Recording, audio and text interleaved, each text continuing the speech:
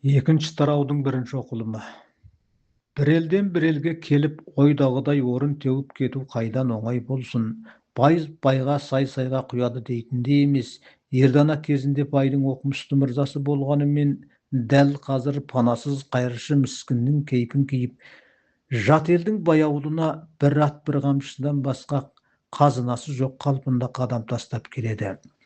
Жеті зәңгі елді уысына ұстаған, Қызырбектей жас үкіртайға тарту таралғыға ұсына қоятын осы жалғыз күрең атынан басқа несі бар? Қанша дегенмен жомарт ауылда өскен береген қолды көпес азамат еді. Біреудің сыйына сый көрсетпесе қырынан қысылып көңілі көншімей тұратын дарқан пейілі бар. Егер күрең атына Қызырбектің көзі түсе қалса делік, онда сырты түгіші боқ, не ұрыға алдырып, не қасқырға жегізіп алатын бұл қыл құйрығы үкіртайдың бетінен садаға дереді. Бірақ төрт түлігі сай атақ даңқы жер жарған пивадан шонжар, бізде жарлының жалғыз атына зар дейсің бе? Бұл күрең саңғылақты да шаң қаптырып кететін жұма сайын жүлдалар, не дүйім жүйрік жорғалары да жеті басатын болар. Иә, жол мақсаты жету, әуелі бақадай шақырып жатқан қан ордасындай салауатты сол ауылға ат тұмсығын тіреп алайын, сосын бір жөні болар деген секілді әртүрлі ойға шомып келеді. Олар сайдың басына шыға келгенде Қоңыробаның жалпақ даласы жарқ етіп көріне кетті. Маңдай тұста батыс пен шығысқа көсілген сары жон сұлап жатыр. Қасқырдың тісіндей ақсиған барлық тауына ұқсамайды. А дегенде көзге шалына кететін сорайған олпы-солпы шоқылары жоқ. Ішекке тыққан жылқы қазысындай жұмырланып көрінеді. Майлытауымыз осы болса керек, деп тұспалдады Ердана. Бергі жағы бидай жасық екен, жап-жасыл сазды алқаптың бас аяғы тай шаптырымдай шағын болғанымен лықсыған малға толы. Ал қырғақ даласындағы көк қасқа бетегесінен жатқан қолын көрінбейтіндей. Қоды Қызырбектің ертегеш ыстық демес, суық демес тұрады майда қоңыр самал айдап деген өлеңі дәл бейнелеп, қоңыр самал бетегені теңіздей толқытып тұр. Саздың оңтүстік жиегінде айнадай жарқырап көл жатыр. Көл шетіндегі көкалалы жылқы тобының көлеңкесі сағымдалып, тіпті зорайып көрінеді. Жазық даланың әр жерінде түндегі Абайдың әңгімесінде айтылған үйсін қабірлері қоңырқай тартып мен мұндалайды. Біреу, екеу, үшеу, жетеу. Әзірге Ердананың көзіне шалынғаны жетеу. Бұл жердің Қоңыроба аталуы да осыған байланысты секілді. Бұл төбелердің орналасу құрылымы көлемдік жақтан аспандағы жеті қарақшының құрылымына ұқсап қалады екен. Қандай тарихи тылсымат сырларды жасырып жатыр кім білсін. Мүмкін ол кездегі тайпалар ай жұлдызға табынғанда шығар. Саздың ортасын қақ жарған қырғаққа тігілген ақбоз үйлердің топаны қоды құс жолына ұқсап кеткендей, бұлақ бойын қуалаған жіңішке ат жол сол үйлердің алдартын орап кетіп жатыр. Ат тұяғын қағатын асықтай тас көзге шалынбайды. Орманы жоқ дегені болмаса, жан-жағы таумен қоршалған елге қоныс, малға өріс шұрайды мекен болғандай. Аға, міне біреу өзекшіге табан барып, азырақ аялдайықшы, деді Мәриям атының тізгінін іркіп. Ердана қарындасының ойын түсіне қойды. Етегін ерте жабатын ұятымен ар намысын бірінші орынға қойып, жұрт алдында бойын түзу ұстауға тырысатын әйел заты ғой. Онсыз да Мәриям текті бардам тәрбиелі ауылда бой жеткен, бес ұлдың ортасында жас ботадай ойнақтап өскен жалғыз кенже қыз. Шешесі мен әжесінің дәстүрлі тәрбиесі қайсы бір мектептен кем болды дерсің. Қызға 40 үйден тыйым деп басталатын қатаң дала тағылымында қамтымайтын не жосын қалған. Жүріс-тұрыс, киім-киіс, сөз сөйлеу, ас ішу, қарым-қатынас жасау, жұмыс істеу деген секілді тіршілік қимылдарының бәрі де ырым-тыйым тектеу тергеусіз болмаған. Мәриям арпа ішінде бір бидай аталып, ерке шолжаң өссе де, ana akılından attаған bala емес. Көңіліне келетін жөбі жөңкі нәрсеге ішейіп кетпейді. Біреулер ренжіте қалса, қарсыласып қатты сөз қайырмайды. Өзін я қарындасын қарсыласын күнәлағаны белгісіз, көпке дейін үнсіз түнере қалатын мінезі бар. Солайда солай көрегенді ананың баулуында өскен ол, ішкі сыртқы тазалығын тең ұстай білген дегдар ару. Қандай ортаға барса да сандаған сырт көздер өзіне қадала беретінін жақсы біледі. Ат үстіндегі киімдері бүтін болғанымен шаң басып кірлеп те кетті. Танымайтын бір елдің ең сыйлы аулының төбесі көрінді. Осы беті баруға қайдан намысы шыдасын. Қаншама аш-арық келе жатса да ажарын бергісі келмеген шығар. Ол кездегі қазақ байларының сән салтанаты көркейген көркем деңгейде болған, нені киіп, нені ішіп жеймін дейтін емес, шалқып тасыған дәулеттің арқасында дәурендеп, дала қоғамында қонышынан басқан. Қыз өссе елдің көркі деген сөз бар, сонда олар несімен көрікті, сәнімен бе? Жоқ, тәрбиелі сұлу жанымен көрікті. Сол бір мамыражай заманда Мәриямдай арулардың көсегөсі көрме болғанда еді. Ордалары опат болып отағасымен отанасы бақилық болғанда, олардан қалған асыл бұйымдардың қажеттісін естелік тұтып сақтап қалған.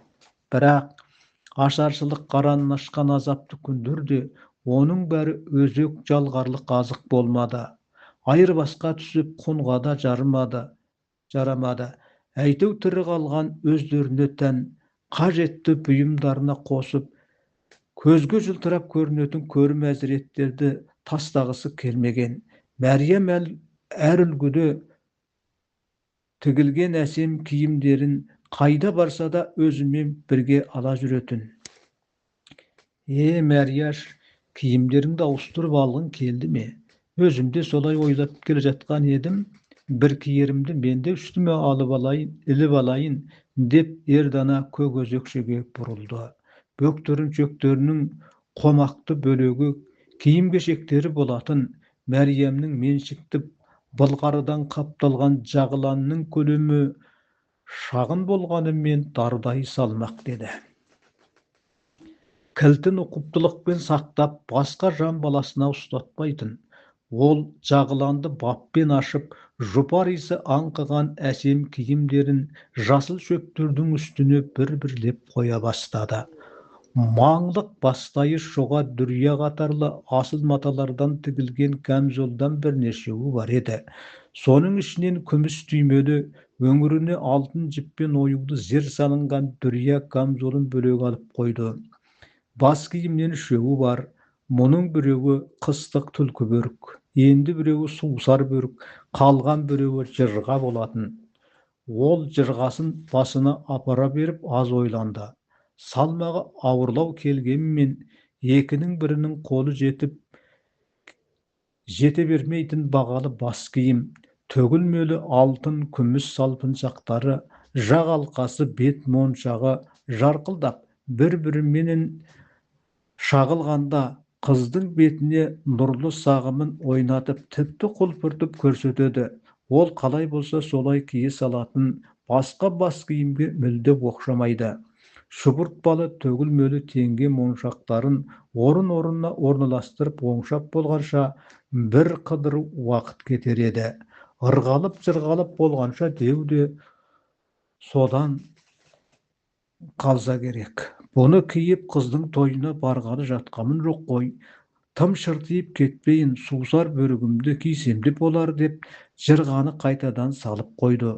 Ендігі кезек көйлекке келді. Олардың да бірнеше қабаты бар. Баршын пастай қырмызы шағи торғын торқа қатарлы жібек маталардан әртүрлі үлгіде тігілген көйлектері көздің жауын алады. Бір-екеуі ғана көбірек киіліп, түсі оңып ширап кеткені болмаса, қалғандарының қай-қайсысы да құп жараса кеткелі тұр. Ол anasın bir, mınasın bir tаңдап отырмады. Жасыл шәйіден тігілген қос өтек көйлегін алды. Күн нұрына шағылысқан алтын күміс сөлкебай түймелер, судырлақ жібек маталар жырашықтың ішінде жұлдыздай жайнады. Қазір Мәриямның өзі де таң алдындағы шолпандай жарқырап шыға келмек. Ол сандық түбіндегі алтын алқасына қолын апарған жоқ. Алтын баулы үш бұрыш төрт салпыншақты жез өңдес ойып салынған бой тұмарын тағында. Құс мұрын жүзігі, ай сырғасы, бұрама білезігі бәрі де сап алтыннан. Олар әуелгі тағынған бетінше тұра бермек. Қандай бір әйел заты денесінің қосымша бір бөлшегіндей сезілетін бұндай бағалы әсемдік бұйымдарын өзінің ең киелі асыл мүлкі санап қастерлей білері жалпыға аян. Олар осы жарқырауық заттарының арқасында басқалар алдында өз мәртебелерін әйгілеуге құштар. Мәриям алғаш ай сырғасы мен алтын алқасын тағынғанда бойы бір қарыс өсіп сұлулығына сұлулық қосып алғандай көңілі масайрап, кеудесін түгістап ажарлы кербез жүруді қалыптастырған. Кейін келе шешесі арнаулы зерігерге бұйыртып тұмар алқа жасатып берген. Тұмар сәндік үшін емес балам, тіл көз секілді кездейсоқ бәле қаладан сақтайды. Өз бойыңды да тұмарыңды да таза сақтай біл. Сөлекет жаман әрекет қылықтарға барсаң, оның киесі шамданады дейдін. Содан бастап тұмардың бойында бір тылсымат құдірет күш бар деген сенімде болған. Ол тұмар алқасын алақанымен бетіне басып, шешесін есін алып еді, көзі боталай қалды. Енді маңдайынан сипай қоятын кім бар дейсің? Қайран есіл жандар тек елесін ғана қалдырып, мәңгілік ғайып болып кете барды. Ол көз жасын сүртіп қойып, ұзын қонышты қызыл күрең сапиян етігін жарқырата майлады. Манадан дайындаған әсем киімдерін киініп, шашын таранып, меруерт шолпысын тағынды. Ағаш көркі жапырақ, адам көрпіш өрек деген үлдемен бүлдеге оранған сақара қызының салауатын аттартпастай болды. Шешесінен қалған Найман ердана қалай қиып жұртқа тастасын, кератқа салып Мәриямды мінгізген. Сол замандағы ердің қас қапталындағы шекейлі алтынменен апталғандықтан оған қатысты тұрмандары, мәселен өмілдірік құйысқан зөңгі таралғы пыстан тебінгі тоқым, айыл жүген ноқта, бұлардың шығырықпен ұштастырылған қоспалары менен аралық беттеріне қағылатын оюды үзбе, кеспе, құйма, сыздық, шытыра, шыбық, ширатпа, бүркеншік шегелер бәрі де ұқсас алтын жаратылған болуы шарт етілген. Егер күміс үлгісінде болса, жалпы әбзелі күміспен көптелген болуы керек. Шешесіне мирас болған алтын ердің ендігі иесі Мәриям болмақ. Бұл ердің сүйегі де сондай ауыр, жалпақ табан құймалы үзеңгісін Мәриям аяқ күші жетіп тебін алған жоқ. Кераттың жүрісін қамшыға сүйеп келген. Әйел адамға арналған ер-тұрманның ауыр болуы мен ерлерге арналған ер-тұрманның жеңіл болуы себебін айтпаса да қазақ баласы түсіне біледі. Көгөз өкшеден атқа мінерден бұрын ағасы қарындасы ағасына қарап киім киістеріне ризашылдықпен жымиысты. Ағасы қисық табан етік, трап палто, жұқа ақ қалпағын киіпті. Жалпақ жаурынды кең иықты, қызыл жырайлы қыран тұмсық қою қабақты, кең маңдайлы денелі келген жігіт болатын. Айттырып қойған қалыңдығына қуғын сүргіннің кеселінен қосыла алмай кетті. Оның махаббатында таусылмас тастан қалған еді.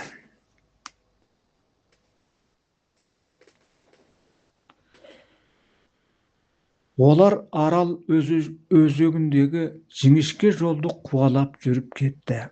Bir авылдың ити абалап шығарып салса, bir авылдың ити абалап қарсы алады. Иттерді қорған болып, түс тоқтатып, тамашалап, қара балғылары келген ер әйелдер де кездесті. Ердана олардан Үкіртайдың ауылы қайсы деп сұрап жатпады. Сән салтанатты ауылдың бөлекше тұлғасы алыстан өзін өзі әйгілеп тұратыны белгілі. Еңселі киіз үйлер ығы-жығы тігіліп, ошақтың оты сөнбей түтіні көкке шұбатылып, маңында мал мен адамның бараны қара шобырлап бірден көзге шалына кетер еді. Саздың шығыс шетіндегі осындай ауылдың кермесіне аттарын байлаған ағалық қарындасты екі жолаушыны қарапайым киінген екі азамат қарсы алды.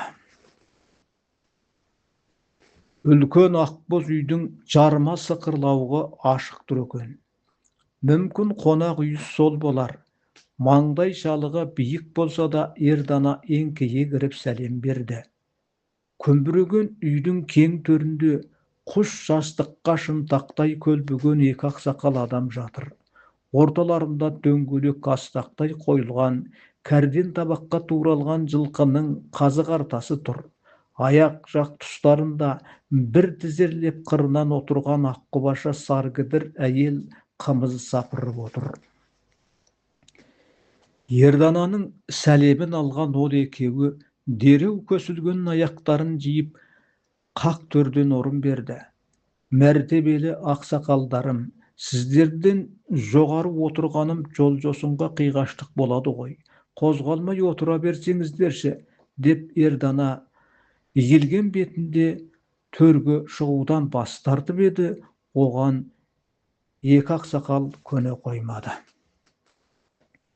Жасың кіші болса да құдайы қонақ болғандайсың. Ауыл біздікі болады екен, төр сенікі болуға тиіс. Тартынатын түкте тұрған жоқ.